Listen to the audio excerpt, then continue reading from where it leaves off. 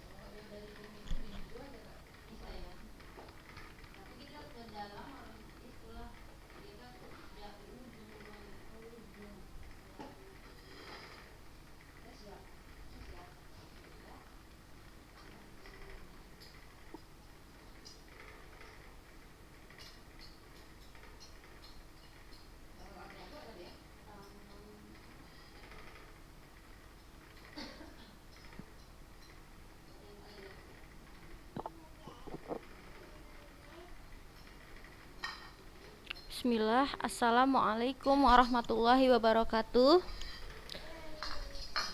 Waalaikumsalam warahmatullahi wabarakatuh. Alhamdulillah, puji syukur kita ucapkan kepada Allah Subhanahu wa Ta'ala, yang mana dengan limpahan rahmat serta karunia darinya kita bisa mengikuti kembali kegiatan belajar daring pada hari ini. Apa kabar anak-anak ustazah kelas 7? Khair, Ustazah. Alhamdulillah. Iya, baik, hari ini kita lanjutkan ya materi kita. Nah, jadi hari ini kita masuk ke bab 6, yaitu mengapresiasi dan mengkreasikan fabel. Nah, jadi hari ini kita mau belajar fabel, tapi bukan berarti kita menciptakan cerita-cerita fabel maupun istilahnya kita mendalami cerita fabel tersebut. Jadi di sini nanti kita lebih tekankan untuk menganalisis unsurnya serta struktur dan kaidah kebahasaannya. Anak-anak ustazah kelas 7 sudah pernah dengar nggak cerita fabel ini seperti apa? Apa yang dimaksud dengan cerita fabel? Apa itu cerita fabel? Iya, betul. Pasti udah tahu lah ya. Memang dalam cerita fabel itu ada nilai-nilainya, ya kan? Nilai-nilai moral, nilai yang bisa diambil. Tetapi ada hal yang memang tidak boleh untuk kita hayati ya kan, misalnya ya memang tidak ada binatang yang bisa berbicara di kehidupan nyata seperti sekarang ya. Nah, jadi itu semuanya hayalan ya. Jadi hanya sekedar sajalah kita pelajari fabel ini. Nah, jadi cerita fabel itu adalah cerita tentang suatu peristiwa ya kan, yang mana tokohnya tersebut adalah hewan ataupun binatang. Yang mana para hewan tersebut, binatang tersebut bisa bersikap layaknya manusia. Layaknya manusia. Jadi hewan-hewan binatang yang ada di cerita fabel dia bisa berbicara layaknya manusia ya anak-anak ustazah. Oke. Nah, jadi hari ini ya, kita baca dulu ya di sini. Nih, fabel berasal dari bahasa Latin fabulat. Fabel merupakan cerita tentang kehidupan binatang yang berperilaku menyerupai manusia. Fabel termasuk jenis cerita fiksi, bukan kisah tentang kehidupan nyata. Fabel sering juga disebut cerita moral karena pesan yang ada di dalam cerita fabel berkaitan erat dengan moral. Teks cerita fabel tidak hanya mengisahkan kehidupan binatang, tetapi juga mengisahkan kehidupan manusia dengan segala karakternya. Jadi cerita fabel itu adalah ketika cerita ya, narasi ya, untuk mengungkapkan suatu peristiwa, kejadian, tapi diperankan oleh si binatang tersebut, yang mana binatang tersebut, hewan tersebut bisa berperilaku layaknya manusia. Nah, jadi di sini kita akan mengenali ciri umum dari fabel, tapi kita untuk menyimpulkan ciri-ciri dari fabel, kita harus baca dulu contoh dari fabel itu sendiri ya anak-anak ustazah ya. Ini ada contoh teks berjudul Belalang Sembah. Kita bacanya bergantian. Yang pertama ustazah suruh dulu si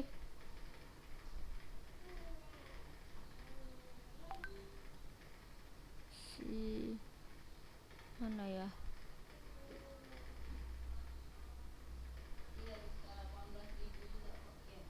Ini Tengku Fahrunisa ada. Buka kameranya ya biar nampak ya.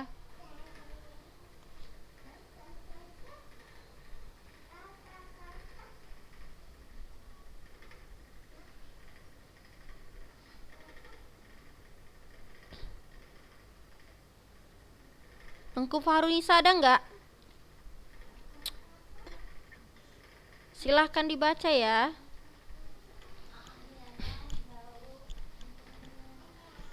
Belalang sembah. Suatu hari di sebuah kebun anggur tinggallah sebuah keluarga semut dengan anggota jumlahnya yang sangat banyak. Semut ini membuat sarang dari daun-daun, lalu mereka tempel menggunakan cairan seperti lem yang mereka keluarkan dari mulutnya. Para semut melihat bahwa musim gugur akan berlalu dan akan segera datang musim dingin yang cukup panjang. Ketika musim dingin makanan akan sangat sulit didapatkan. Maka para semut itu segera mencari berbagai macam makanan untuk mereka kumpulkan sebagai bahan persediaan ketika musim dingin telah tiba. Berbeda halnya dengan seekor belalang sembah. Belalang sembah memiliki mata yang besar dan tangan yang panjang. Mereka sering di pohon-pohon seperti halnya para semut. Ketika musim dingin akan tiba, belalang sembah hanya berlatih menari. Setiap hari belalang sembah itu hanya berlatih menari.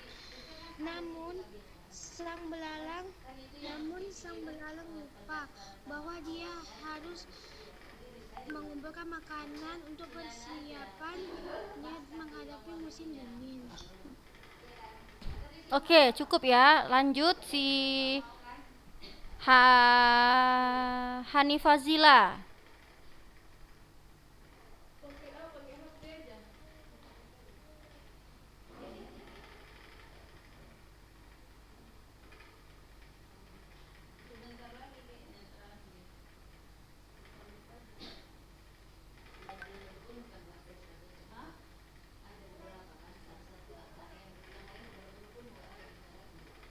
Hanifazila ada?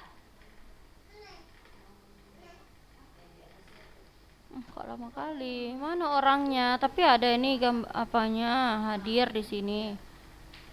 Ini nggak ada orangnya, tapi kok ada tuh? Nggak nyaut ya? Hanifazila. Nggak jelas ini. Ini dibuka ya kameranya ya, jadi tahu ya. Bukan sekedar mengikuti Zoom ini aja.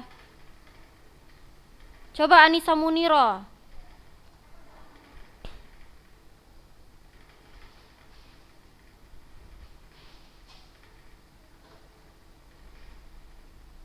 Anissa Muniro. Silahkan.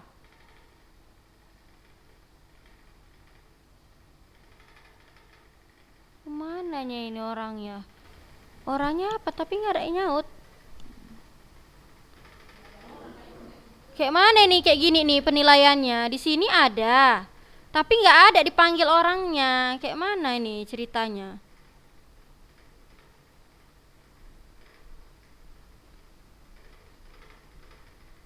Coba Raisa Kamil aja, lanjut ya. Ini nanti Ustazah proses dulu ya, yang tadi saya panggil nggak ada nyaut ya. Suatu hari ya Ustazah. Lanjut. Suatu hari sang belalang sembah menari di dekat sarang semut. Dia menari dengan sangat anggun. Gerakan tangan dan badan yang pelan dan lembut membuat tarian terlihat sangat mengagumkan.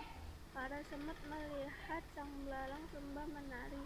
Kemudian mereka tidak menghiraukan tarian indah itu karena mereka memiliki tugas yang sangat penting.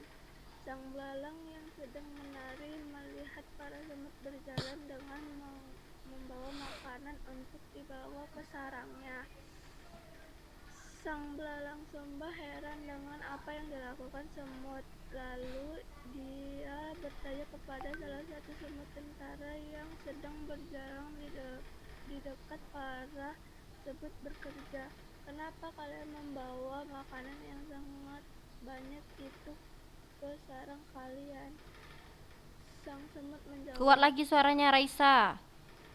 Sang semut menjawab, kalian menggunakan Kami melakukannya melakukan agar kami tidak kelaparan saat musim dingin tiba. Lalu sang belalang kaget. Musim dingin, kata sang belalang sembah dengan kagetnya. Kan masih lama, lebih baik kita bersenang-senang saja dulu, kata sang belalang.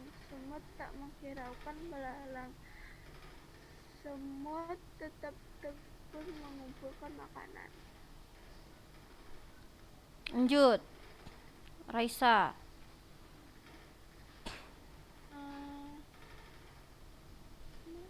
Musim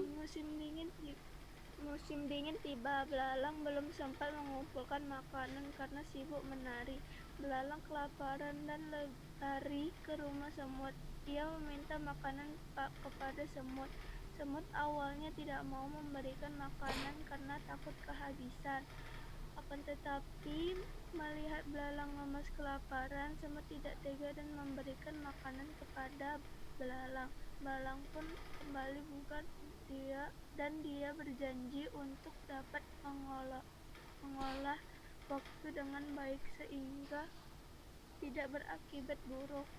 Masa depan adalah milik setiap orang, maka setiap orang perlu menyiapkan masa depannya dengan berusaha, bukan hanya menikmati kesenangan di masa sekarang tanpa memikirkan masa depan. Oke, bagus ya. Ini ceritanya bagus ini. Anak-anak ustazah bisa nggak menemukan pesan-pesan yang terdapat pada cerita fabel tersebut? Ada ustazah. Nah, coba Mutia Sarifah apa?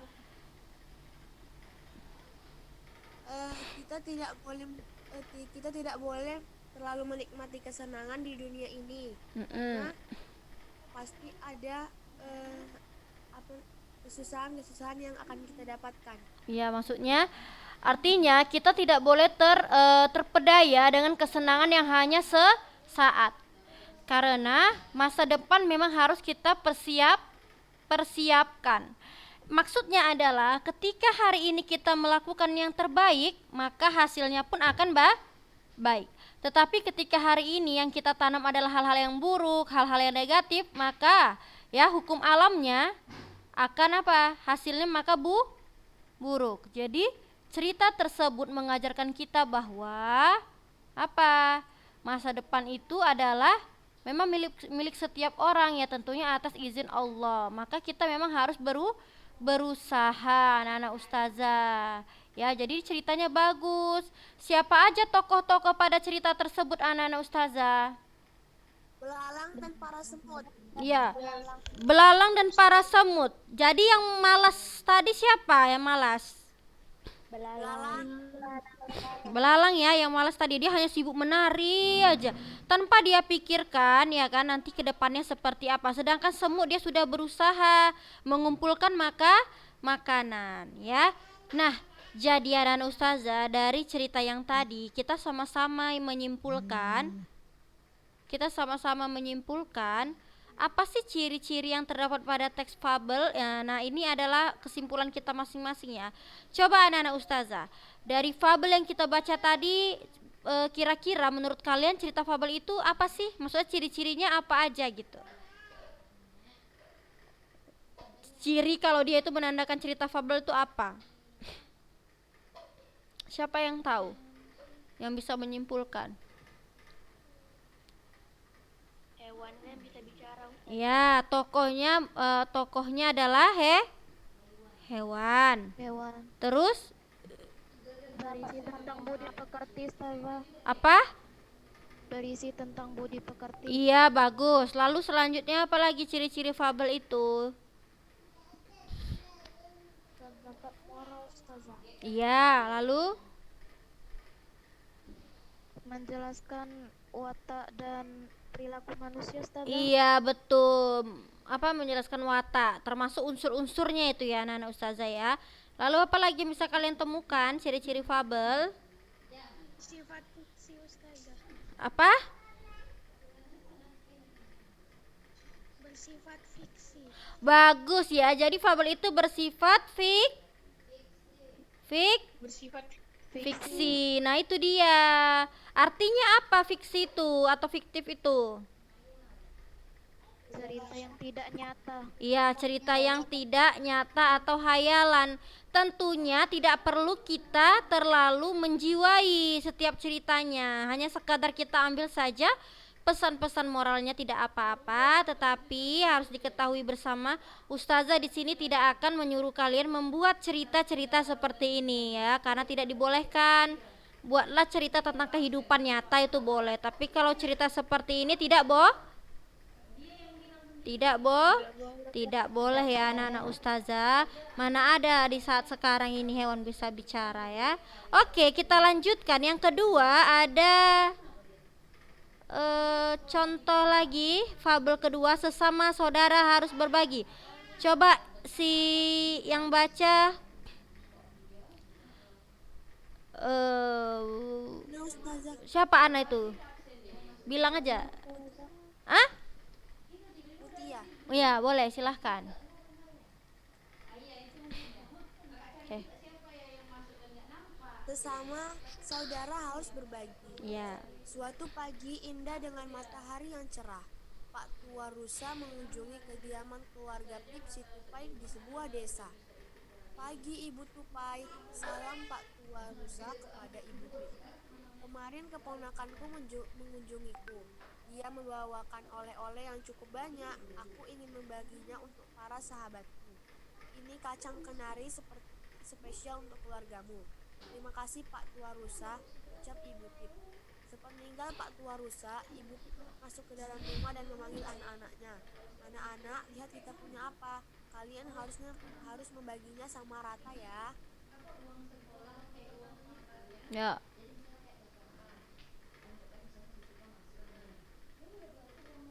Asyik girang Pip dan adik-adiknya. Ibu taruh sini ya. Setelah itu, Ibu Tupai mengurus rumah kediamannya. Sementara itu, adik-adik Pip ingin mencicipi kacang itu. Ini aku bagi, kata Pip, dari 10 butir kacang. Dia memberi adiknya masing-masing 2 butir. Ini sisanya untukku. Aku kan paling besar, tapi ibu kan lebih besar membagi rata. Kata Pip adalah satu adik kembar Pip. Diiringi tangisan putih kembar satunya. Mendengar tangisan putih, Ibu Pip keluar dan bertanya. Sambil terisak, Putih menceritakan keserakahan kakaknya. Tak boleh begitu, Pip. Ibu tadi sudah bilang apa? Tegur Ibu Pip. Kamu tidak boleh serakah. Tapi Bu, aku kan lebih besar. Perutku juga lebih besar. Sanggah Pip. Ibu Pip berpikir sejenak. Baiklah Pip, kamu memang lebih besar. Kebutuhan makanmu juga lebih banyak. Tapi kalau cuma menurut keinginan dan perut, kita akan selalu merasa tidak cukup. Kalau begitu, ibu saja yang membagi ya. Memang tidak akan memuaskan semuanya ini. Ibu beri 4 untukmu, Sip, karena kau lebih besar. Dan isi kembar kalian masing-masing mendapat 3.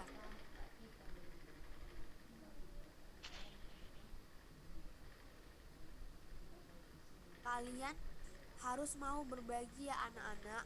Kalau menurut kalian kurang, ini adalah rezeki yang harus disyukuri, lanjut Ibu Pip. Berarti enak dong Bu, jadi anak yang lebih besar selalu mendapat lebih banyak, iri Putih. Ya tapi perbedaannya tak terlalu banyak kan. Lagi pula kakakmu memiliki tugas yang lebih banyak darimu. Dia harus mengurus rumah dan mencari makan. Apakah kau mau bertukar tugas dengan Kak Pip? Kata ibunya. Putih dan Pitu membayangkan tugas-tugasmu, lalu mereka kompak menggeleng. Nah begitu sesama saudara harus akur ya, harus berbagi, jangan bertengkar hanya karena masalah sepele, kata Ibu Pip. Iya Bu, anggur Pip. Yuk kita makan kacangnya bersama-sama, ajak Pip ada kedua adiknya. Ibu Pip tersenyum melihat anak-anaknya kembali rukun. Sudah. Oke, apa pesan moral yang terdapat pada cerita fabel tersebut? Kita harus berbagi. Ya, Kita harus berbagi. kita harus berbagi anak-anak ustazah ya. Bagus ceritanya. Orang yang dan memikirkan orang Ustazah. Ya, bagus kan saya. Itulah tadi anak-anak ustazah.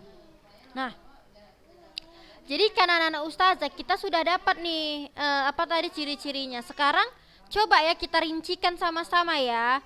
Anak-anak ustazah dalam sebuah fabel tentunya dia mengungkapkan suatu rangkaian peristiwa, benar atau tidak? Benar ya. Ngertilah kita suatu peristiwa itu adalah suatu yang terjadi di cerita tersebut. Contoh pada fabel 1 itu fabel tentang belalang sembah. Peristiwa pertama adalah ketika semut pergi ke gua-gua untuk mengumpulkan makanan.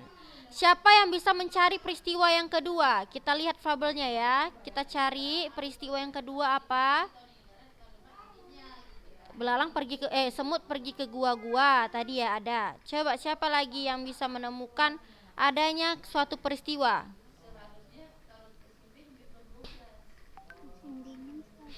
Mana dia? Belalang yang menari-nari Ustazah. Ya betul, itu peristiwa ya, karena ada perlakuan. Lalu apa lagi? Tadi yang musim dingin tadi? makanan Ustazah. Mana tadi?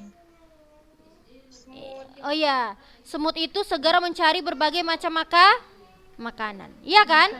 Lalu mereka kumpulkan sebagai bahan persediaan. Yang namanya juga dia mencari, berarti itu suatu peristiwa ya. Baru dia mengatakan ketika musim dingin telah tiba. Lalu mana lagi peristiwanya?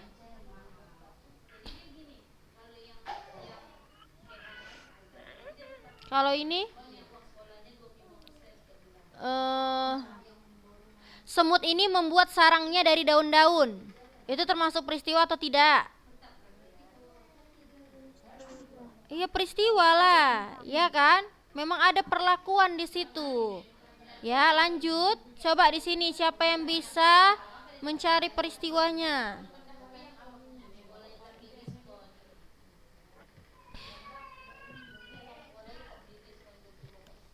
Si belalang yang sangat anggun. Si belalang yang anggun. Yang mana itu sang belalang? Yang di atas. Yang mana? Yang ini, yang mana nak? Coba satu-satu ngomongnya. Belalang menari dengan sangat anggun. Iya betul. Selain itu apa lagi? Semut berjalan dengan membawa makanan di bawah. Nah bagus, semut berjalan dengan membawa makanan itu juga suatu peristiwa ya. Lalu juga Jadinya perdebatan antar semut. ya betul. Terus mana lagi di sini?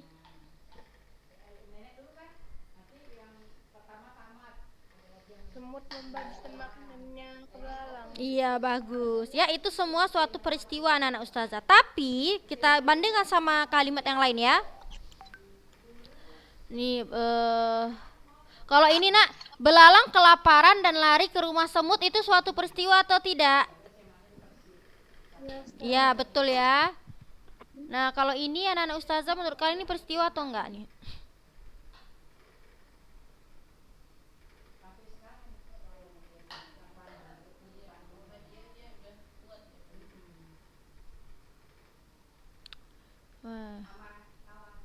Nih, belalang sembah memiliki mata yang besar dan tangan yang panjang. Itu termasuk peristiwa atau tidak? Tidak ya. Jadi itu termasuk apa anak ustazah? Kalau di teks deskripsi kan ada itu. Merupakan apa tuh, belalang sembah memiliki mata yang besar dan tangan yang panjang. Coba apa itu? Apa? Ciri khas belalang. Iya, ciri khasnya atau apa namanya, deskripsi dari belalang sembah ya kan, atau apa namanya, ciri dari si belalang sembahnya. Jadi itu bukan suatu peristiwa ya anak ustazah ya.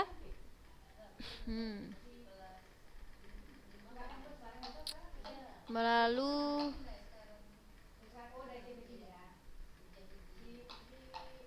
Kalau ini gerakan tangan dan badannya yang pelan dan lembut membuat tariannya terlihat sangat mengagumkan. Itu apa? Termasuk peristiwa nggak itu? Peristiwa Ustazah. Peristiwa? Gerakan tangan dan badan yang pelan dan lembut membuat tariannya terlihat sangat mengagumkan. Kayak mana ya kalau dibilang peristiwa kurang juga. Tetapi lebih kepada apa tuh? Kemampuan dari si belalangnya. Iya, merupakan rincian dari gerakan si belalang. Sudah Nan Ustazah dapat dipahami sampai di sini?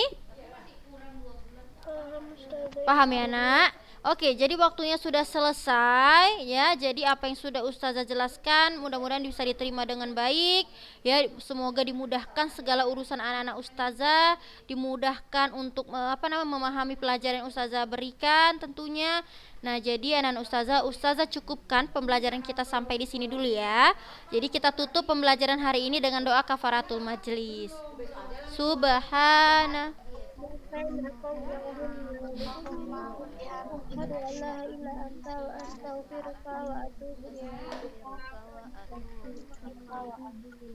Oke, assalamualaikum warahmatullahi wabarakatuh. Waalaikumsalam warahmatullahi wabarakatuh.